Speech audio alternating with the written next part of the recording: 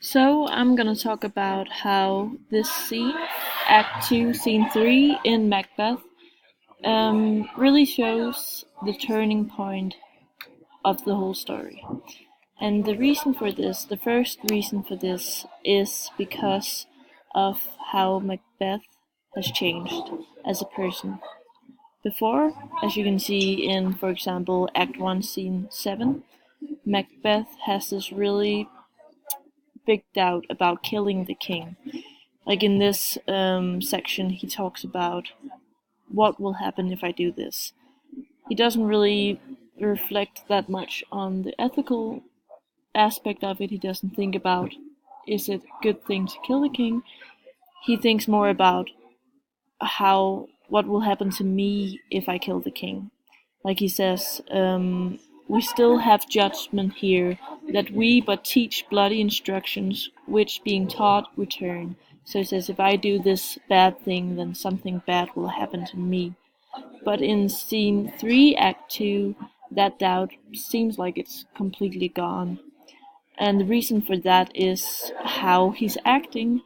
This is the night right after the king has been killed by Macbeth and his wife, Lady Macbeth, and everyone finds out, which is also why it's kind of a turning point.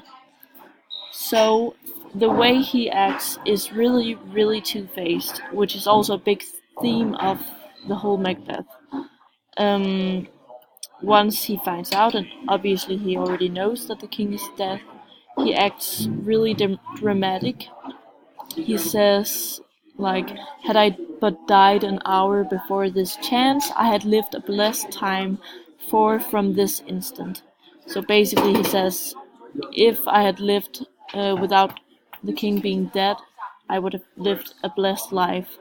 And basically, his life is ruined now. And Lady Macbeth, she also acts really two-faced and really dramatic to kind of hide the fact that they're the ones who killed the king. Like at one point, she even faints and says, "Help me hence, ho." And this whole ordeal is really ironic because they're acting like they're the ones who are most affected by the murder, but really they are the murderers.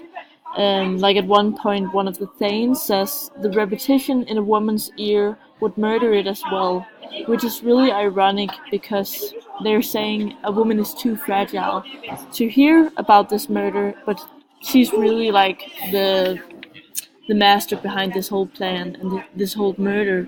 So really, she's the one who murdered, and she's not too fragile to hear about that. Yeah, and okay, people are being noisy. But anyway, one of the other reasons why this is really a turning point is because this is when people are actually getting suspicious of Macbeth and Lady Macbeth. Or not people, it's just the king's sons. Because after they see Macbeth and Lady Macbeth acting really, really dramatic, um, they get suspicious, and Malcolm, for example, says, "To show an unfelt sorrow is an office which the false man does easy." So basically, he's like, I know that they're able to act this way because they have false intentions. And Donald Bain also says, "There staggers in men's smiles." So basically, they know that people are able to act a certain way in order to hide something, and that kind of stands. That's kind of different from their father, because their father at one point said, "No art to find the mind's construction in thy face." He's basically said that he's not able to read when someone is being not truthful to him, which is basically why he died. He wasn't able to read when people had bad intentions and hit them. But they are, Malcolm and Donald Bain are, which is why they flee from the country. And that's also why this is a turning point, because after they flee, everyone suspects that they're the ones who killed their father, because it's very suspicious to flee the country after someone has been killed.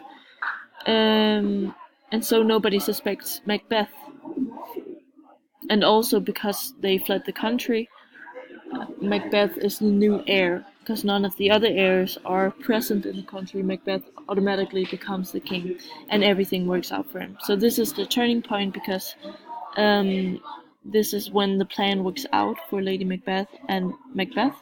This is what they've been working for since the first scene in Act 1, or a little later than that, but for a long time.